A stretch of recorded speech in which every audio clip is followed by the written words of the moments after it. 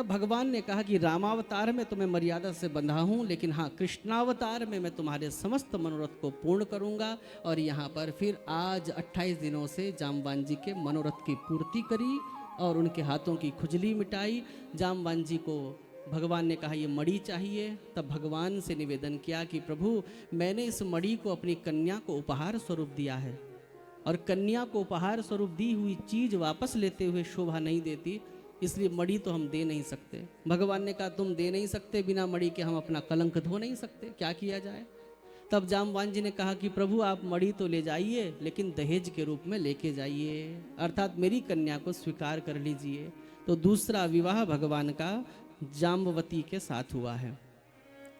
और जब भगवान ने वो मणि ले जाकर सत्यभामा को प्रदान कर दी तो सत्यभामा बड़ा दुखी हुआ, बड़ा कष्ट हुआ सत्राजित।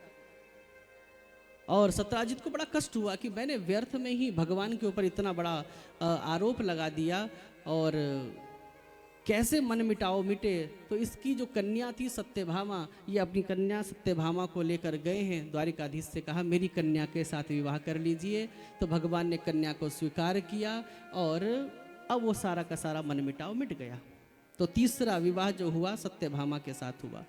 चौथा विवाह भगवान का कालिंदी के साथ हुआ है, जो सूर्य तनया हैं, सूर्य पुत्री हैं कालिंदी, यमुना महारानी, जिनके भाई का नाम है यम। यम की बहन होने के कारण ही यमुना कहा जाता है। तो ये भगवान की चौथी पटरानी है। पांचवा विवाह भगवान का मित्रविंदा के साथ हुआ। छठा विवाह भगवान का नागनजिति के साथ हुआ। सातवां विवाह भगवान का शुद्ध कीर्ति के साथ हुआ। आठवां विवाह भगवान का लक्ष्मणा के साथ हुआ है।